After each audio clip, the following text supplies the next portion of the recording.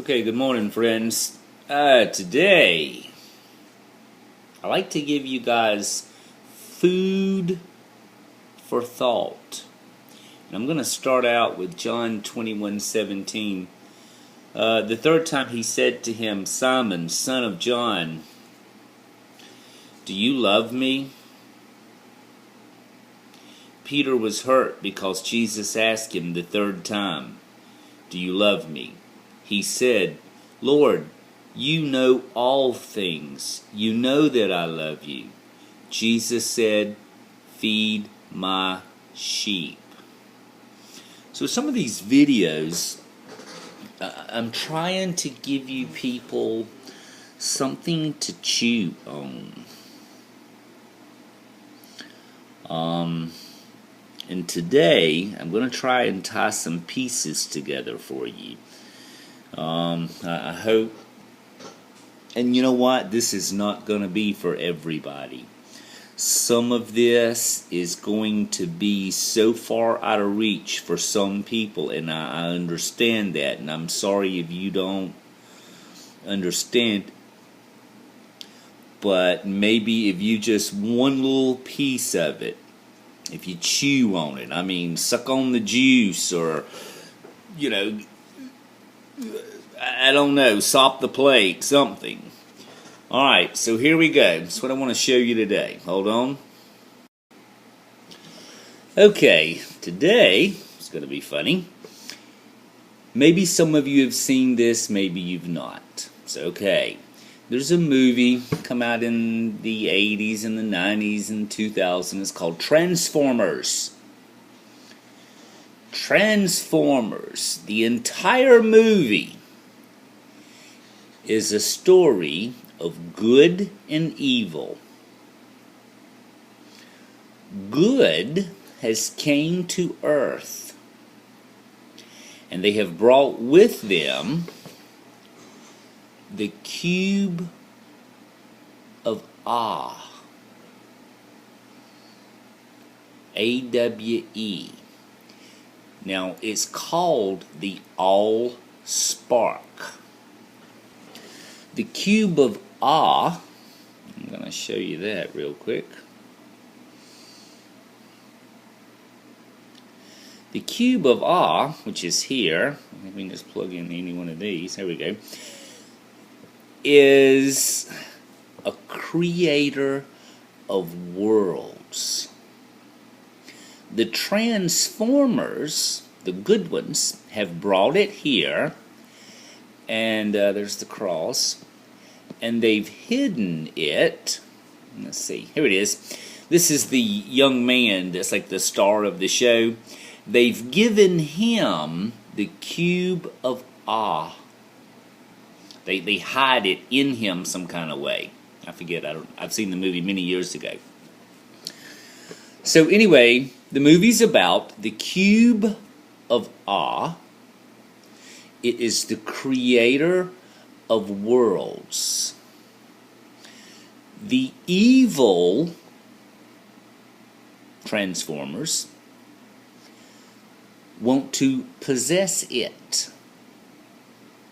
They want the All-Spark. The spark of Ah. Well, when you look up Ah and actually look at Hebrew meanings, it means reverence. It's in fear, but it's a reverence of God. It is for example, the words like shock and awe. And what I'm trying to get to here, and the only way I can just tell you this is just tell it. The cube contains the spark of imagination. The spark of imagination is the creator of universes. See, within each one of us is that spark, the divine spark of awe. Now, anyone that saw the video that I did yesterday, I think I called it Understanding. I sort of showed how in the Hebrew word for Yahweh, it looks like a man, and the difference between his head and his heart. Well, what happens in each one of us is a battle between our head and our heart to control the allspark. Now, here, I'm just going to show you. Yeah, this is a young man. That's his cube right there. Okay, he's the possessor of the spark of Ah. Most people don't know, and this is what's so mind-boggling. There's so much that we don't know. Right now, we are in, by the Jewish tradition, the 10 days of Ah. Now, isn't that an interesting coincidence? Let's see here. 10 days of Ah. So here in the 10 days of Ah, it is the 10 days of repentance. The 10 days of repentance are the first 10 days of the Hebrew month of Tishri. Usually sometimes in the month of September, beginning with the Jewish holiday of Rosh Hashanah and ending with the conclusion of Yom Kippur. So between Rosh Hashanah and Yom Kippur is the 10 days of Ah. Now, I'm just going to say the 10 days of Ah, because see, these are trick words here. The best way to convey it, that you would understand it, the 10 days of imagination. Okay? Now, I've got another video up called Synonyms. How different words can have the same meanings. Okay? So now I have proposed that the words think, thought, mind, conscious, are all synonyms of imagination. They all mean the same thing. Okay? Now, the 10 days of Ah is a day of repentance. You are to spend these 10 days thinking about what you're doing wrong, repenting of it, and making changes. So what they're doing is they're preparing to go into the temple for atonement. You see, you're going to the temple to ask for forgiveness.